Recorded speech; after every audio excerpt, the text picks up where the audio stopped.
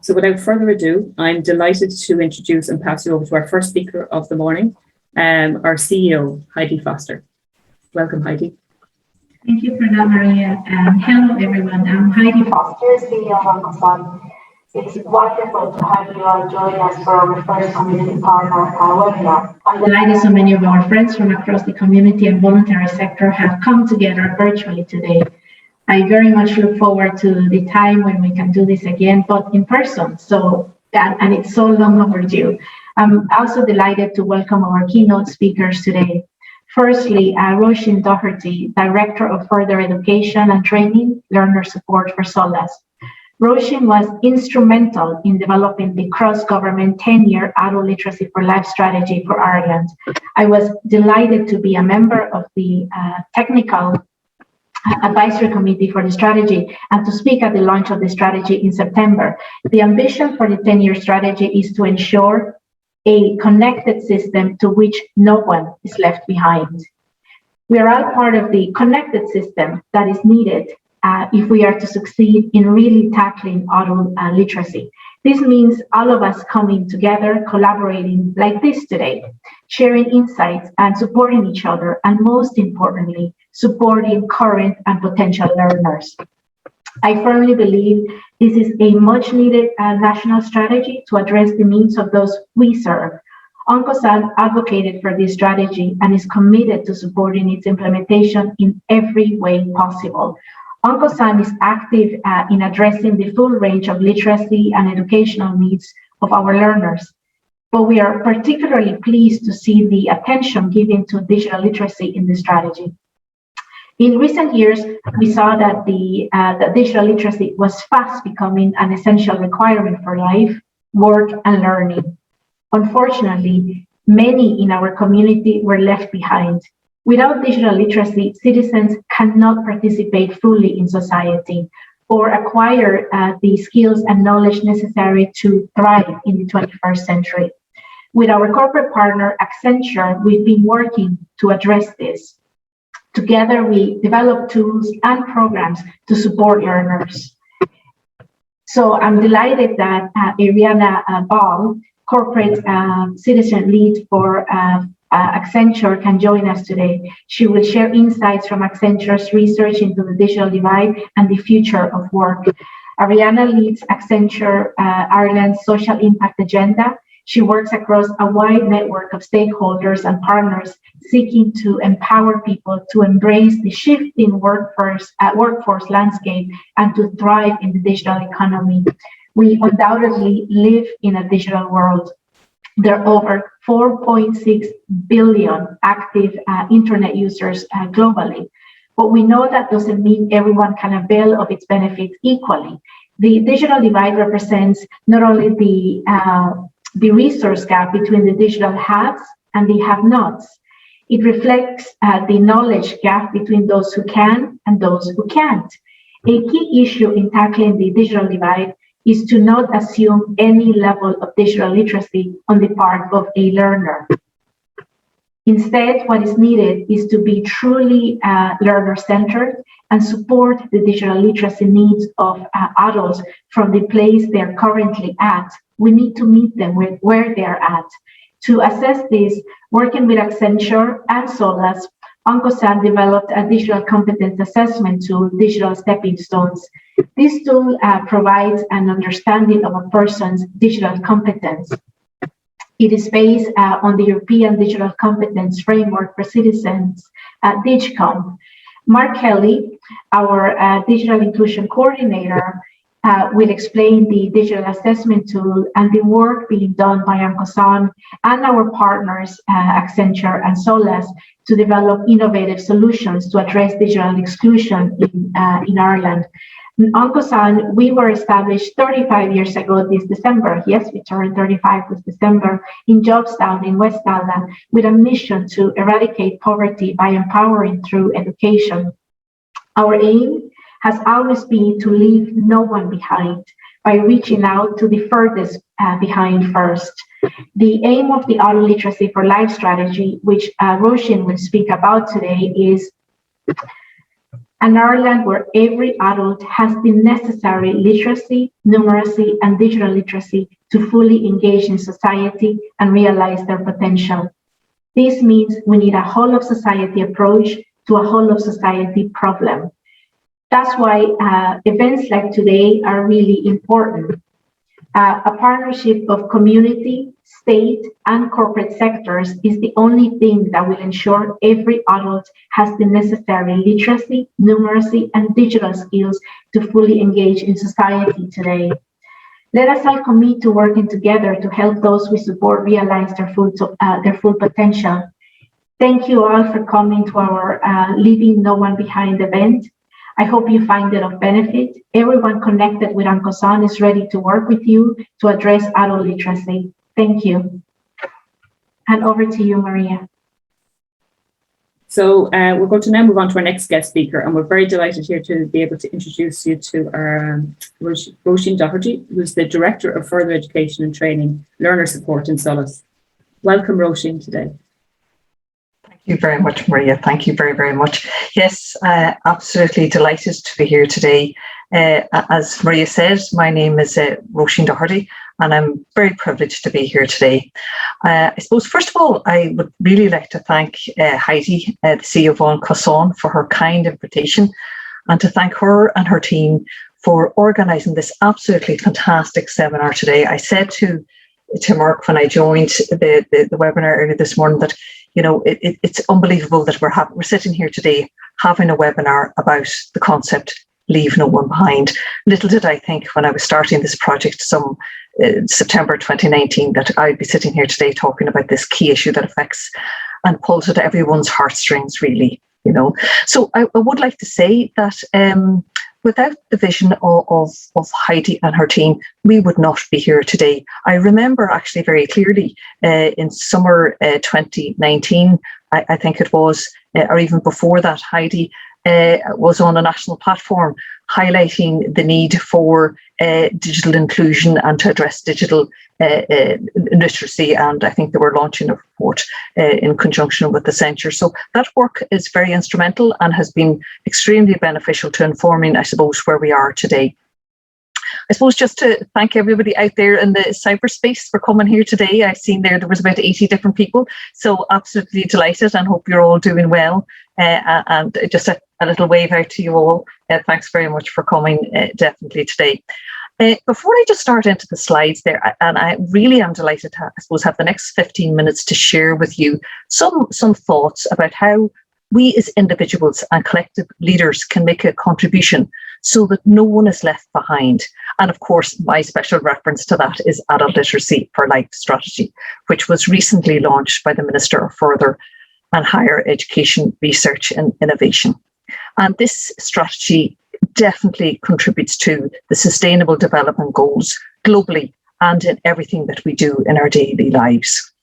So I suppose I would like to say just at the outset that for myself and hopefully I don't look it, but you know, having worked in the sector for the last 26 years, I have to say, for me, this has been the single biggest learner-centred policy shift, as opposed to a structural shift of policy that I have seen in 26 years.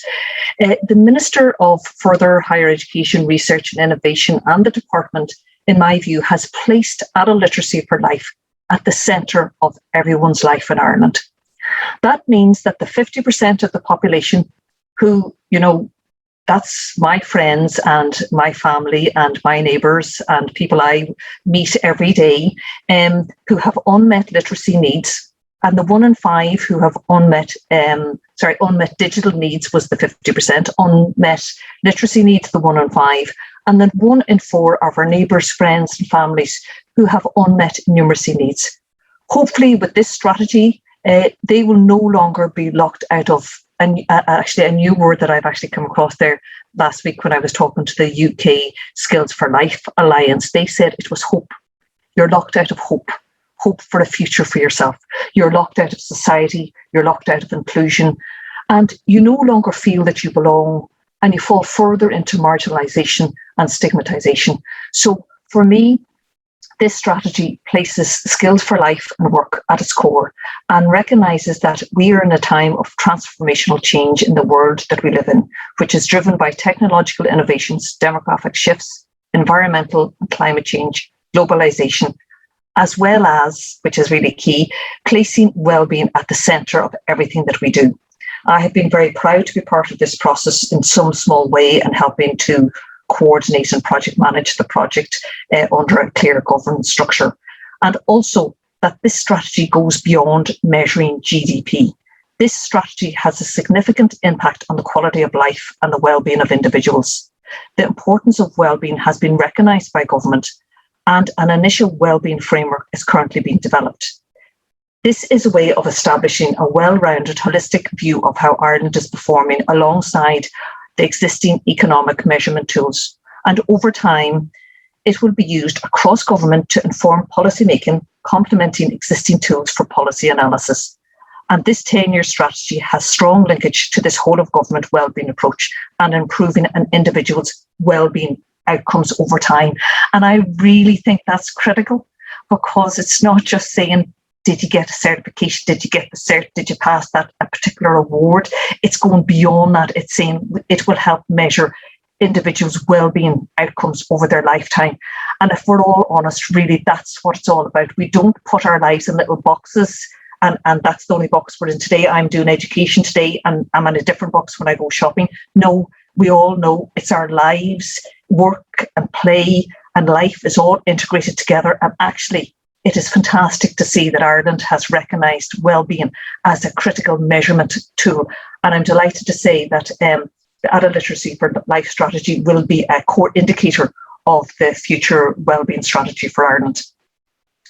So the Adult Literacy for Life strategy aims to ensure that everyone feels included and can participate in society, in their workplace and their daily lives. And this is essential to ensure individuals can lead healthier, more fulfilled and productive lives. It will improve confidence, self-esteem, and enable fuller participation in the community, in society, and raise social and political capital. And I think that's why one of my key words at the beginning of the presentation was that I was very excited to be here today. And I am very excited because this, and I am so privileged to have this opportunity. And I do have to recognise SOLAS and the department and the minister for assigning resources to this particular critical area. Like, I could easily be working on a different area, but I'm really privileged to be able to work on this today. And just to move on then as well, I suppose meeting unmet literacy needs within our community, as Heidi said, is a cross society, cross government challenge. And this strategy and the accompanying action plan will coordinate the efforts of all partners. I do have to say that during the development of the strategy, we closely align to other key government strategies, such as the Healthy Ireland Strategic Plan, the Traveller Enrolment Strategy, Ireland's Roadmap to Social Inclusion, and the forthcoming Adult Literacy and Numeracy Strategy for Schools, the National Digital Strategy for Schools, and the Department, I've mentioned that, Department of Education's Numeracy and Literacy Strategy, and the National Action Plan Against Racism, as well as the Wellbeing Framework for Ireland. We have also very much aligned to the Global Sustainable Development Goals, as well as the social and economic goals of the EU, UNESCO and the OECD. But we need to look ahead and make sure that our plan is relevant as we go forward. And we are aware, and we have taken attention to a number of key strategic strategies across the globe, such as the Sustainable Development Goals. And this strategy does adhere to and I suppose match to the goals of good health and well-being, quality education, decent work, reducing inequality, justice and social partnership. Also, we will be aligned to the European Green Deal, having a digital future and an economy that works for everyone and everyone in society, and that we will align to the targets set out in the European Commission 2030 Digital Compass, which sets out targets for ensuring that we have digital skilled population, secured and sustainable digital structures, digital transformation of business and public service digitalisation. And a key enabler of that will be implementing the 2030 Digital Compass, which is to ensure that 80% of all adults across the EU have basic skills. and the Digital Services Act will support that. And indeed, the work that Cosán have been doing over the last period of time on the digital stepping stones is actually leading the way there, because it is already aligned to the EU Key Skills Competency Framework, and one of those particular frameworks is the Digicom, and it's already been aligned. So that is absolutely fantastic. And then just 3 other particular things. We will ensure we align to the EU Web Accessibility Directive. And the reason the strategy has focused on that is that it's not all about Roisin here that maybe can't spell properly, or has dyslexia, or hasn't got digital literacy. It's also to make sure that the public services are accessible for everyone, that there is accessibility built in, and that there's plain language on all the public communications. Also, we'll ensure alignment to the European Pillar of Social Rights, and it sets out 20 essential principles and rights in the area of equal opportunity and access to the labour market, fair working conditions, social protection and inclusion. And the last 2, the European Social Charter, which guarantees a broad range of everyday human rights, and in particular the UN Convention of the Rights of the Person with Disabilities, where we facilitate the dropping of any stigmatising labels assigned to learners, because these labels limits learners' potential and ignores the benefit that varied learning can bring to all learners. So what we're saying is, it's not that Roisin has a difficulty with A, B or C, it's to ensure that the barriers in the system don't cause a problem for me when I wish to undertake some learning. So we want to make sure the system is built universally and does have universal design built in. And the strategy used an integrated multi-stakeholder approach, which will ensure real progress in substantially growing the numbers of adults in Ireland who have the desired and necessary literacy, numeracy and digital skills. And we will endeavour to address the underlying inequalities that contribute to these issues. Our approach is underpinned by 5 guiding principles, which will ensure a connected system in which no one is left behind. And that is embedded in our 5 key principles, guiding principles. The first one of equity, to ensure everyone, regardless of gender, location and other factors, have equitable access to core skills development and services. That there will be fair distribution, that there will be openness in decision making and the learner voice will be listened to, that there will be accountability, and that there will be sustainability to improve economic, social and environmental systems to enable inclusive, productive and fulfilled lives. And I suppose that was just, and I know I won't overdo my time, but I suppose that was just sort of my opening comments really. And I just wanted to really finish off to say that the strategy had a massive consultation process, but we worked with over 3,000 different stakeholders.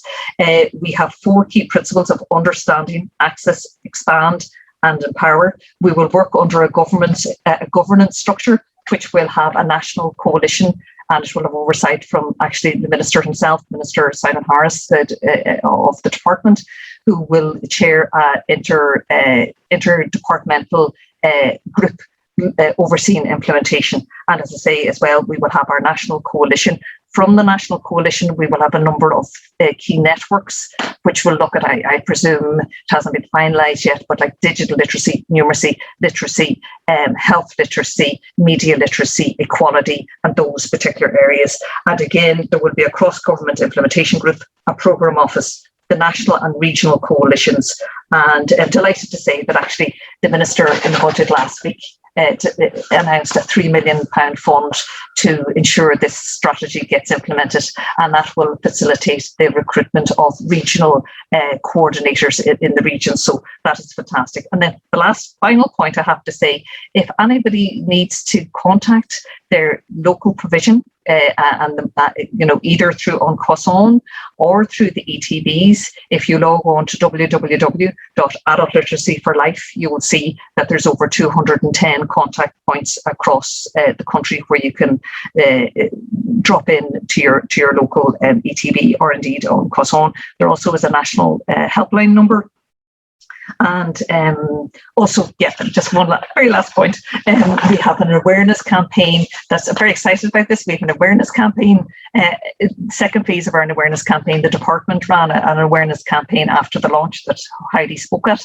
And next week we will be rolling out, and we'll have partner packs going out to all our key partners, including Cosán. And to thank Cosán for their advice and support to date on this strategy, on this awareness campaign. But we'll be doing national radio, local radio, Facebook, posters, leaflet drops, and regional campaigns as well.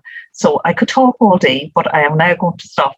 And again, just thank you all so very much for the opportunity to talk here today. I really, really appreciate it. And thank you very much. And I'll hand you back now to Maria. Back to you, Maria. Thank you. Thank you so much, Roisin. And I can hear your passion in your presentation. I'm sure everybody else can too.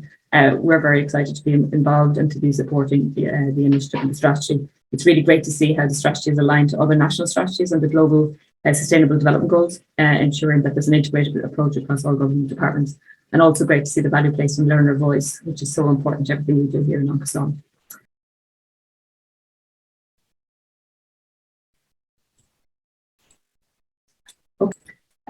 So we're now delighted to have our next guest speaker, who is Ariana Ball from Accenture's Corporate Citizen team. Ariana is coming up on the screen now. We want to thank our Accenture for all their support that they've given to Cosán over the years and continue to do so. I'm going to hand over to Ariana now. Welcome, Ariana. Thank you so much, Maria, and a huge thank you to Cosán for inviting me to speak to you here today. I am thoroughly enjoying the session so far. As you rightly said, Maria, Roisin is just full of passion. You're a hard act to follow, Roisin, but I'm hoping that passion is contagious, and I'll be able to pick up the baton from you. So by way of introduction, I work with Accenture's Responsible Business and Citizenship team, leading, as Heidi mentioned already, its social impact pillar. As a global technology leader, we really believe that we have a responsibility to leverage technology for good, but also very much to understand, anticipate, and manage the consequences of the technologies that we bring to our clients, our people, and indeed to our communities. And it's those consequences I'm going to focus on very much today over the next 15 minutes or so. I'll take a look at, and we've touched on it already, but the rapid evolution of digital technologies and the growing need for digital skills, drawing on data from a number of recent Accenture reports, as well as highlighting how we collectively, and we've heard that word collaboration already today, but how we can collectively support people and communities to learn that these now very much necessary digital skills. But to kick off, and Maria already asked you to mention some activities maybe that you're doing now digitally that you didn't do before. But maybe to juxtapose, as I prepared for today's session, one of the things I did was I paused to reflect on a time when digital technologies weren't quite so prevalent.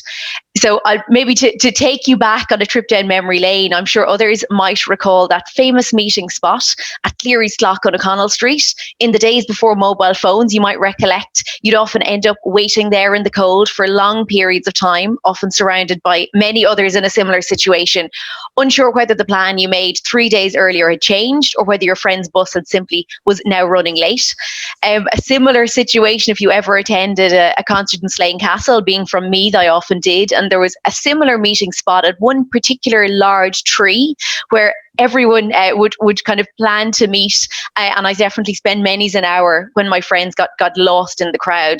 And maybe one final memory, I know I myself still have shoe boxes full of handwritten letters from friends in the days before email and WhatsApp, and it reminds me that there was indeed a time when I was excited once upon a time to see the postman.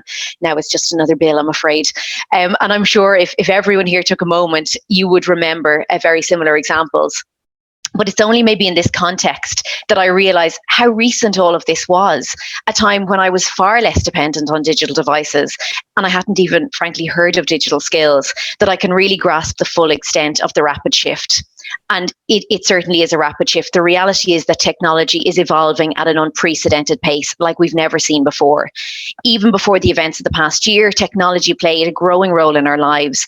But over the past 18 months, it feels like our engagement with technology has, been less about choice and really more about necessity. It's almost overnight that we began celebrating birthdays on Zoom, enjoying virtual quizzes as our Saturday night's entertainment, doing our grocery shopping online, and indeed transforming our homes into virtual classrooms.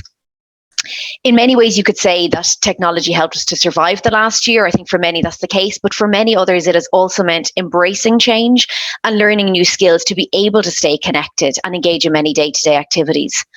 And technology, we can see it is also dramatically changing the way we work. And I don't simply mean the rise in jobs in the technology sector either. We see it across a range of sectors. Think for a moment about the last time you visited the supermarket, for example. Did you pay at a self-service till?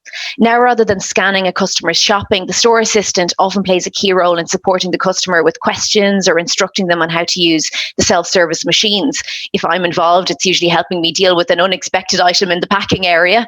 If you think back to the last time you visited a restaurant, maybe something similar, did your host write down your order in a notepad or capture it on a digital device? And what about your last GP visit? Maybe it took place virtually, or did your doctor retrieve your medical records or scans on an iPad? Think about it. To respond to the changes in their workplaces, many employees may have had to learn new skills to adapt to a new way of working. The reality is that due to the rise of digital technologies, there are a number of new trends emerging in the world of work. We see them here, and you may have heard them before. In the future, we predict that 9 out of 10 jobs will need digital skills, that 50% of jobs will be changed by automation, and we saw some examples just a moment ago. 65% of children starting school today, believe it or not, will hold jobs that don't yet exist. And all of this increased flexibility and fluidity also means that the idea of one job with one employer for life simply no longer exists. But the big question is, how well prepared are we for these dramatic changes? Last year, Accenture Ireland conducted some research to answer this very question. Our report, Bridging the Gap, Ireland's Digital Divide, and some of you may have already read through it, but it highlighted that 42% of those surveyed self-identified as below average for digital skills, demonstrating that there is a clear gap between the haves and the have-nots when it comes to digital. We spoke only a moment ago about our increasing dependency on digital resources to access vital services, to connect with family and communities, and indeed to secure employment. But the stark reality is, and Roisin touched on this also, that those who don't have the skills required to interact digitally risk being marginalised. But who is most at risk? From a socioeconomic perspective, our research showed that while most respondents who identified as ABC1s described themselves as having good digital skills, 50% of those identified in a lower socioeconomic group rated their skills as average or indeed below. This means that these members of our society are particularly vulnerable to increasing demands for new skills and digital literacy. It's a common assumption that many of the older people in our communities will struggle more when it comes to engaging with digital devices, and that has certainly been put to the test during the pandemic as services have by necessity gone digital. But it's oversimplifying to say that this is an issue simply for older people. Our research highlights that over 45s tend to have the lowest confidence in their digital literacy. Feeling below average, you can see here, we're 44% of 44 to 55, too many numbers, 45 to 54s, 60% of 55s to 64s, and 70% of over 65s. However, and you see this here as well, many of our digital natives, as we would term them, are also challenged with 1 in 5 of those aged between 18 and 34 describing their digital skills as only average or below. The impacts of being on the wrong side of the divide are far-reaching. As we see changes in ways of working, such as working from home, changes in recruitment processes to be more video-based, and as consumer behaviour becomes more digitally driven, the opportunity for those with digital literacy to realise their full potential is severely restricted, and we can't overstate that. And essentially, new skilling becomes increasingly important. But what are the barriers to digital inclusion? What's clear is that this is a complex challenge, but our research identifies 2 major obstacles that people with below average digital competency face. 1, the motivation to improve their digital literacy, and secondly, the access to services that will help them to improve it. When we look at motivation, 2 worrying factors jump out for me. 1 is that 40% of people surveyed just didn't see it as important, which means that we need to do a better job at helping people to really understand both the impact but also the opportunity. And secondly, over a third of our respondents felt that they didn't actually have the confidence to learn the skills. So this goes much deeper than providing information. We also need to help people to build their trust and confidence in learning. And overcoming the mental block and that not for me attitude may well be one of Ireland's biggest challenges. Even if there is the right mindset, do people actually have access to the right resources and supports? We see here education is clearly critical, with no access to local resources or courses cited as a key obstacle, but also the need for guidance and support beyond access, with another 30% saying that they don't know how to go about learning digital skills. So let's talk solutions. How do we actually bridge the gap? Our research centres around its approach around the 3 C's: consistency, curriculum, and communication.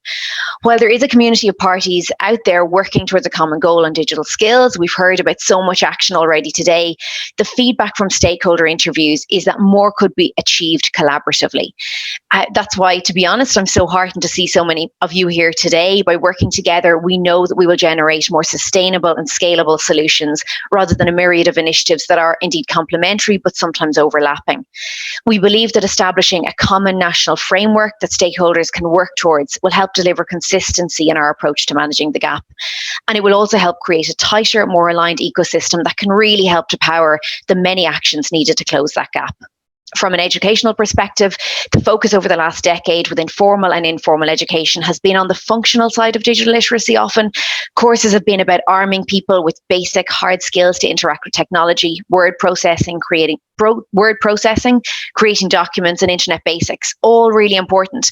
But the next decade must be about teaching softer skills and critical thinking, which are increasingly recognised as the vital building blocks for developing digital skills. Embedding these skills in the curriculum will better prepare citizens for the digital world. And we also need to pump up the volume. Today, you very much started the conversation, but we need to collectively turn up the volume to raise awareness. Communications needs to be inclusive, and they need to speak to all citizens to raise national awareness of the digital divide, and most importantly, the vast opportunities we have to bridge it. We've already touched on a number of solutions, raising awareness of the need to learn digital skills and giving people access to the resources they need to learn. But we also saw that knowing you need to learn and having the right tools at your disposal sometimes isn't enough. Many people also lack the confidence and the motivation to learn. And I'd like to, conscious of time, but I'd love to just spend a few moments focusing on that particular challenge. For me, this fundamentally comes down to helping learners to adopt what is called a growth mindset. The growing importance of developing a growth mindset and embracing lifelong learning is a message that emerges time and time again. We see it across here a range of Accenture reports in Learning to Lead, which identifies the actions we need to take today to prepare for the workforce of tomorrow. Alistair Blair, Accenture Ireland's country managing director, recognises that people with the right attitude and openness to learning and adaptability are much better equipped for taking on board new skills that will serve them well in future jobs. Bridging the gap, I've touched on much of the research already, but it also showed that tackling sometimes entrenched mindsets about what people think they can and can't do is essential if Ireland is to bridge the divide. And finally, the recently published Talent for Tomorrow highlights that training needs to be always on, continuous, and needs to encourage a growth mindset.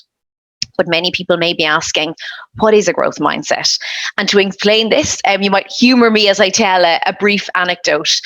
To be honest, when I reflect, when I was younger, I wasn't particularly sporty. I was always a little in awe of others who seemed to be able to turn their hand to anything athletic.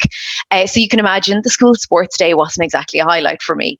The only race I even stood a chance in was the egg and spoon race, which had far little to do with athletic prowess and relied far more on my cunning ability to find a potato that fit neatly into the largest spoon I could find. A skill in itself, one might say. At about 16 years of age, after yet another day of defeat, it occurred to me that perhaps if I actually practiced in advance, I might stand a chance. My dad had always been a keen runner, so I asked him if he'd teach me how to run. We set out early one morning on what I was certain would be the beginning of a very successful running career. But perhaps due to an excessive enthusiasm, having set out far too fast, I was very quickly in an oxygen-depleted, hazy state of panic and exhaustion. Completely demoralised by the experience, I accepted defeat and decided that this simply confirmed that I was not and never would be a runner. Believe it or not, it took me 14 more years to pull on a pair of runners and give running another go. This time I tried a different approach, embracing the concept walk before you run. I'd head out for a brisk walk, sporadically picking a spot up ahead, like the next lamppost to jog to, before taking a well-deserved walk break. Amazingly, this alternative, perhaps more conservative approach helped me to run my first 5K, and I'm proud to say I've run many more since. Now, don't worry, I haven't segued into a seminar on tips to run your first 5K, but what I hope I have shown is that I had managed to shift where running is concerned, and over a 14-year period, I might admit, from what we call a fixed mindset to a growth mindset, a concept developed by psychologist Carol Dweck.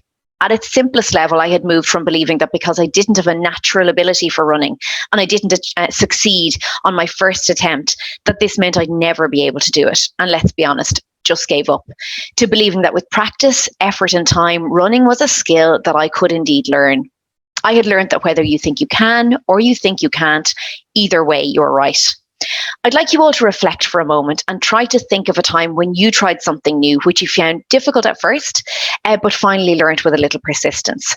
Maybe like me, it was running or another sport or hobby. Maybe it was learning to drive, learning to bake a cake, or indeed some digital skills like using PowerPoint or Excel. If you can think of an example, then already this suggests that you believe skills can indeed be learned or improved. This isn't a view held by everyone. Some people believe that if you can't do something, that you'll never be able to. Think back to my 16-year-old self and my attitude to running, for example. Very simply, whether or not you believe a skill can be learned can help reveal your mindset. Importantly, adopting a certain mindset is a choice. It's not something we're born with or are stuck with, and we all have the power to change our mindset. If you adopt what's known as a growth mindset, as we've already shown, you believe that you can develop and improve your skills with effort and the right approach, which can help you to reach your full potential. But if you approach something with the opposite, a fixed mindset, you believe that your skills and abilities are fixed and cannot be improved regardless of effort or practice. A fixed mindset can therefore prevent individuals from reaching their full potential. It's really important to note, though, however, that nobody has a 100% fixed or growth mindset. Our mindset can shift depending on the situation, so you may find that you respond to one situation with a growth mindset and to another with a fixed. But moving from that fixed to growth mindset really means embracing challenges and mistakes rather than being afraid of them. Learning new skills will not always come easy, and the likelihood is you won't nail it first time, but often trying again can be the key to success. Now, I'm going to be really honest with you. I don't really like making mistakes, and I'd far prefer if I got things right the first time. But the goal is to change how we think about that mistake. With a fixed mindset, we're more likely to worry that if we make a mistake or don't succeed, that this will define who we are, and in many ways feel it's easier to not even try. If we don't try, we can't fail, right? However, with a growth mindset, when you don't succeed, our response is to ask, what is this teaching me? Or what could I have done differently? Or what will I do differently next time to get better? This helps us to respond to setbacks or challenges in a different way and eventually overcome them. Having learned something new, it's really important to step back and reflect on the processes that helped us to get there, whether that was asking others for help or advice, trying a new approach, and essentially learning from the setbacks along the way. But let's connect this very quickly all back to digital skills. Now, I'm sure many people in this virtual room will have encountered at least one person who told them, computers aren't for me, or technology isn't my thing.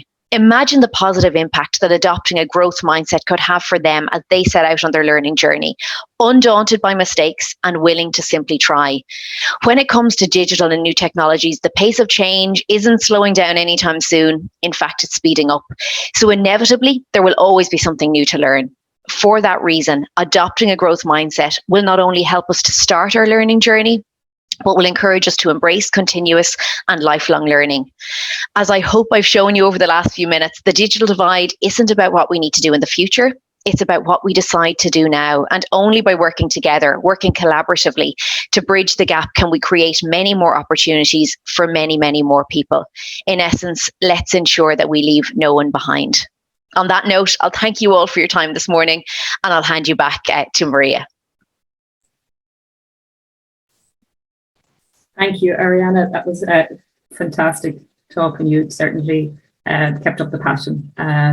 It comes through so clearly.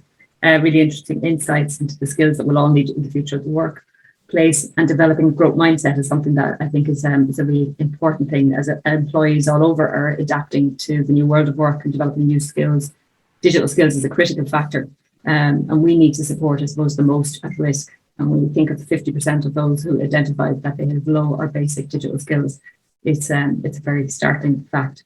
The impacts are massive. Here in my own town, in Moat, the last bank closed down last week in the town, and which is happening across communities all over. And that's just one example of where digital skills is changing the nature and the way we do things.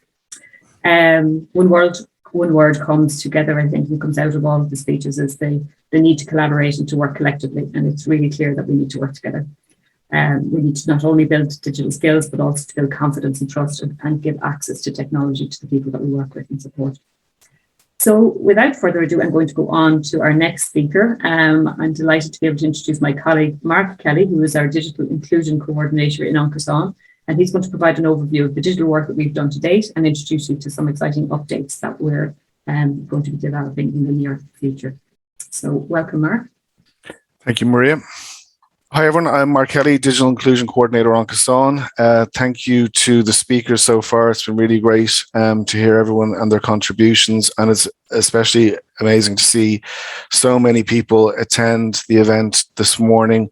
And in particular, the level of interest in digital literacy from one of those mentees that we did there to show what the urgent challenges people are experiencing and they want support with. Cosán has been working with Accenture for over 10 years in relation to digital skills and employment skills for Cosán learners and communities that Cosán serves. This particular chapter of the story starts back in 2018 when we were rolling out the Skills to Succeed, Accenture Skills to Succeed Academy nationally. And what we did is we found that there were, challenges and barriers, and there was perceptions and fixed mindsets in relation to developing and adopting digital tools to support people in the community organizations we were working with. So we came back to the table, you could say, and did some research with Accenture, and we found that Ireland had a digital skills problem. We were ranking below the European average of 57% having basic digital skills, and at 48% at that time. Accenture and Cosán are a community and corporate partnership dedicated to improving digital employment skills, and we started to find out why, in particular because, as that statistic that Ariana just mentioned, 9 out of 10 jobs in the future will require some level of digital skills. It's not a nice to have, it's a have to have. And while only half of Ireland's adult population have at least basic digital skills today, that is indicating a major issue coming down the track. And this was all pre-COVID. The Irish Times at the time did report that we had one of the lowest levels of basic digital skills. Since then, COVID has happened. The world has turned upside down. And while it has put the digital divide in the spotlight, it hasn't necessarily made it any better. If anything, it is making it more difficult. Forbes reported that the digital divide has become a chasm as the COVID-19 pandemic drags on. We know the challenges that have faced students who are risked losing out in online teaching, as that created a digital divide over the past 19 months. And COVID-19 also exposed the digital divide facing parents struggling to help their children using technology for school and for learning. Most jarring, I think, is the inventor of the World Wide Web, Tim Berners-Lee, during the deepest times of the COVID pandemic, saying that it demonstrates the gross inequality of a world where almost half the population is unable to connect to the internet. And he told a high-level UN meeting that our number one focus during the pandemic must be to close the digital divide, and that work is only beginning. Digital inclusion, though, is not just an Irish challenge, as Tim Berners-Lee is highlighting. As the Irish Times reported, we did have one of the lowest levels of basic digital skills. We are behind the European Union, but we are making progress, and it is going in the right direction. So that is encouraging. But as this session hopefully shows, we all need to come together. There's a lot more work that needs to be done. This is not news to Europe. They've been working in this space for much of the past 15 years, and they identified digital competence as a universal and basic need for all citizens for working, living, and learning in the knowledge society. And that was as far back as 2004.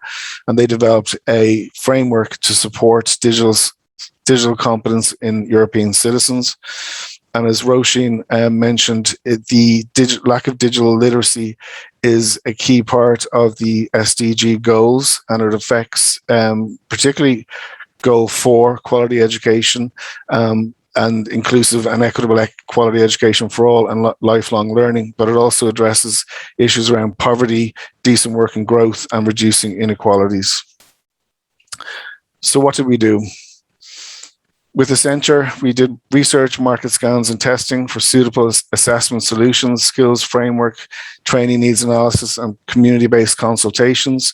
We did learner workshops to adapt DigComp into real-world context based on the community user experiences. This is absolutely critical for us in our work. We did educational and ed tech workshops with Accenture's technical development teams to develop a prototype for launch. With our MVP, we developed a proof of concept, which we had to roll out due to COVID virtually, which has gone very well. And on the back of that, created a national targeted train the trainer program with tutors and community organizations and further education training sector, very much with the support of SOLAS. And we thank them for their support in that. And all the while raising awareness and harvesting feedback from people to continually develop the tool and the solutions that we can create to try to address these issues. Just to go a little bit deeper on DigComp, an awful lot of people that we do training with have never heard of DigComp. It isn't widely known, and if it is known for a lot of people, it can seem quite inaccessible or a little bit difficult to get your head around. But the European Digital Competence Framework for Citizens, known as DigComp, was developed to offer a framework to improve citizens' digital competence. And there are 5 different areas encompassing 21 different skills, which create the framework for understanding the digital skills needed for life, work, and learning. And you can see there's 5 competency areas: are information and data literacy, communication and collaboration, digital content creation, safety, and problem solving. It isn't enough to have basic digital competence in only 1 or 2 of the competency areas. If you're lacking competence in an area or 2, you don't have basic digital competence. You are lacking skills there, and that doesn't give you the survival skills and the essential requirement for life that is required in the 21st century. So what is Digital Stepping Stones? It's a digital assessment tool to encourage a growth mindset towards lifelong digital learning in adult and community learners. As Ariana has discussed, growth mindset is critical here because we want to make people feel that, yes, I can. We don't want to call it an assessment tool. You won't hear us talk about it as an assessment tool generally. It's just a digital stepping stones tool. People don't generally like being tested or assessed on their skills. And what we wanted to do was create a first step for people to encourage them towards adopting digital competencies, filling the gaps they have, but also to encourage that from a lifelong learning perspective.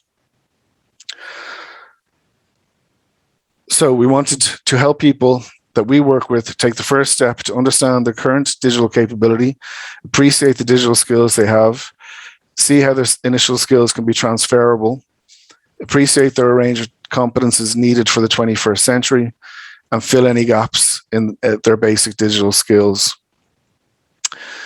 In 2019, Cosán envisaged an Ireland where everyone can avail of the life-enhancing benefits of having the digital skills they need.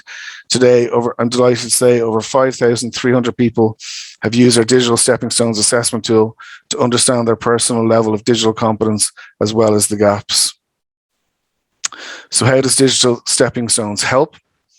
So our tool uses assessment for learning. We wanted to make it as straightforward as possible for people to know to load digital skills to use it. So there's no registration. You simply click start of digitalsteppingstones.ie. There are 5 areas, 5 competencies and 21 sub-competencies are all included in the tool. They're broken across the how I feel and my skills section. It takes about 15 minutes to complete. And at the end of that 15 minutes, you get a snapshot which shows a person's level of digital confidence as well as their digital competence.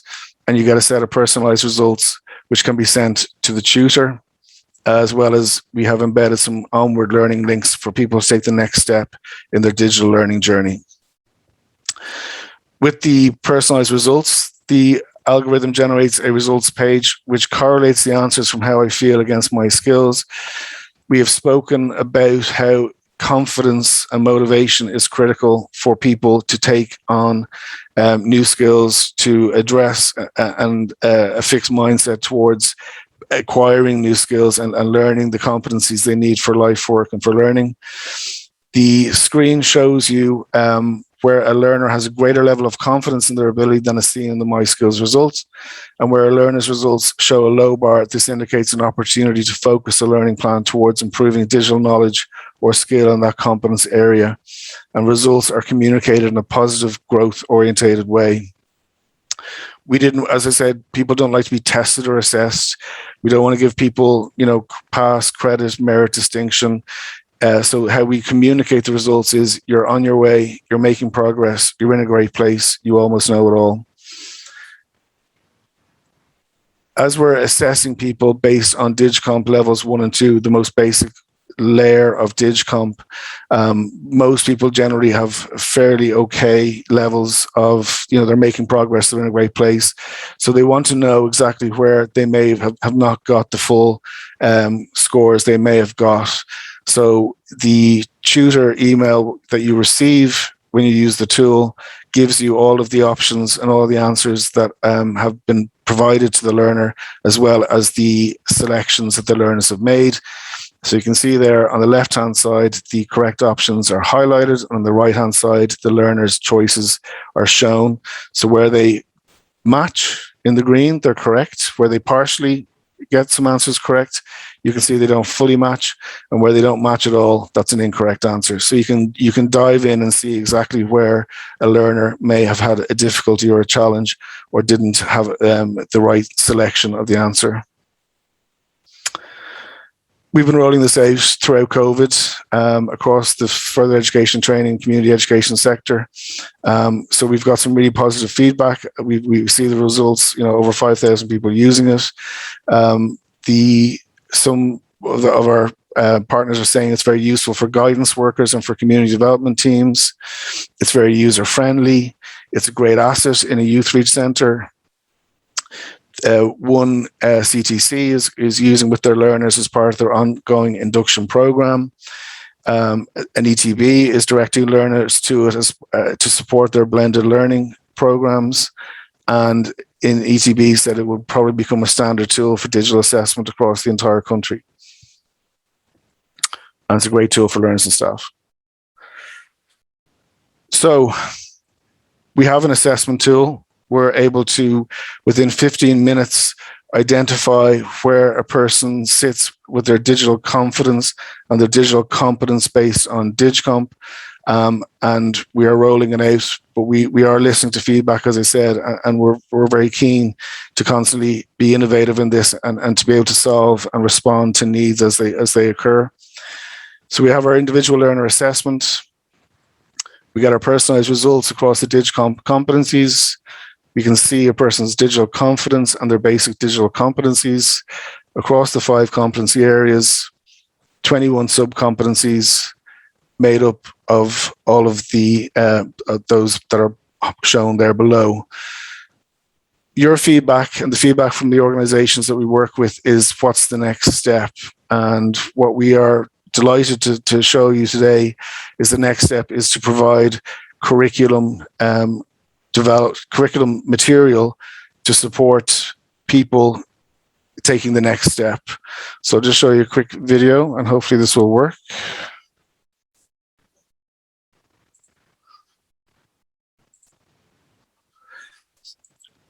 So we have created, we are in the process of creating 21 e-learning mini modules. This module is on DigComp 1.2, evaluating information, data, and digital content. They're short lessons, very accessible. Learning outcomes are easily identifiable. It's nicely laid out. We've been testing the language with our learners in Cosán to make it as accessible as possible. We can always improve that. And we've broken down what it means, the digital competence, to be able to evaluate and understand data, information, and digital content. We use interactive questions, testing knowledge, posing questions for reflection, and then dive into why it's important and giving lots of solid content. We mentioned, I think Ariana mentioned critical thinking earlier on. We dive into that to a degree. We make the any language that might be challenging, like validity and accuracy, we make that more accessible to learners at a low level of learning. And it all takes about less than 10 minutes to complete the module of learning.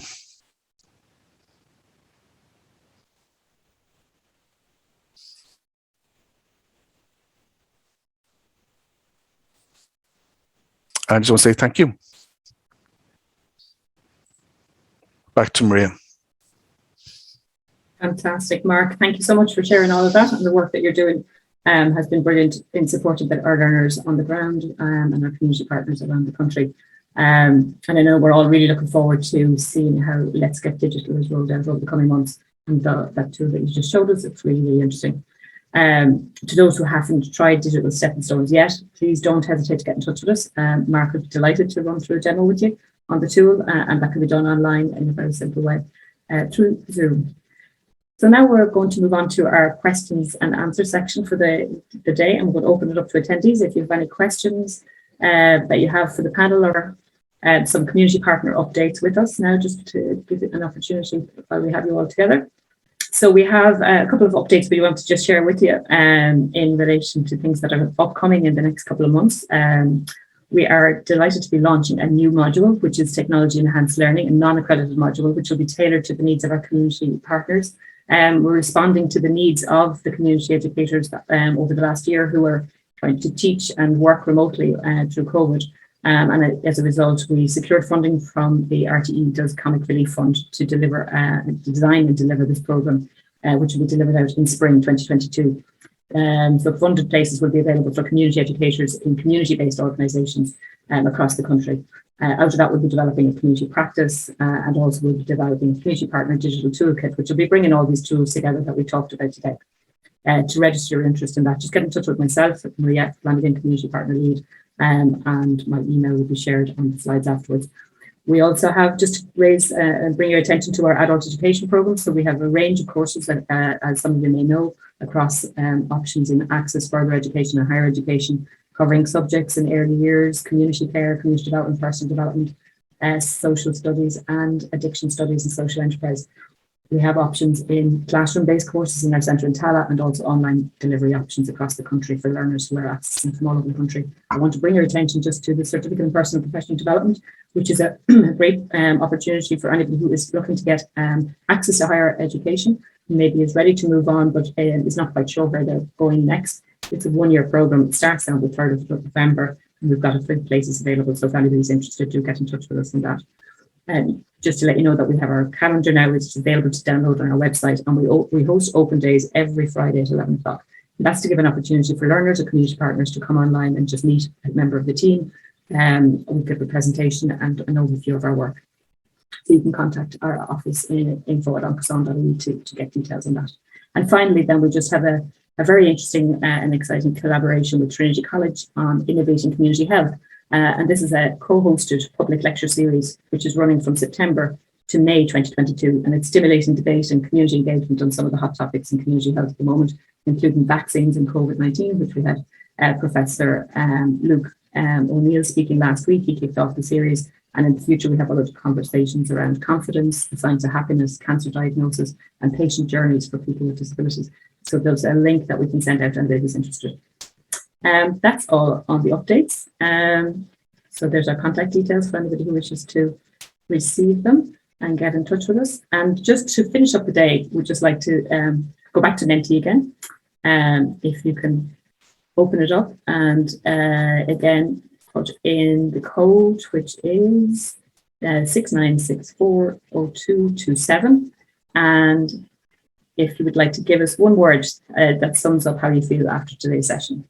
And hopefully you've been inspired, and hopefully we can work together in the future. And we're delighted that you have been here to share this with us today. Excellent. So optimistic, motivated, connected, enlightened, inspired, hopeful.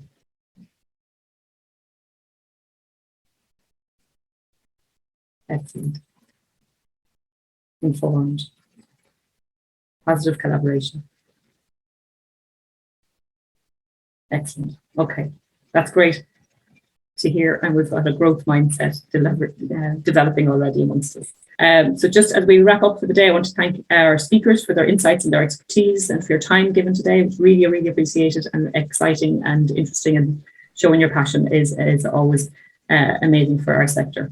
I want to thank you, our community partners, who've come along and given up your precious time this morning. So please be sure to get in touch with us if you'd like to get a demo of the digital tools, or if you're interested in any of the updates that we gave this morning. And finally, I want to thank the background team who will ensure that everything works so well. So Fiona on comms in the background, helping out on everything and helping us in the promotion of the event, and to Avril and Dragana, who provide the tech support for today's event. Thank you so much. It's the background people don't often get to be seen, but it makes these things go so smoothly. We'll be sending out a feedback form after the event in the coming days, along with the recording of today's event. So please feel free to share the details with your team and with your networks, and do get in touch with us. Thank you all so much for coming today.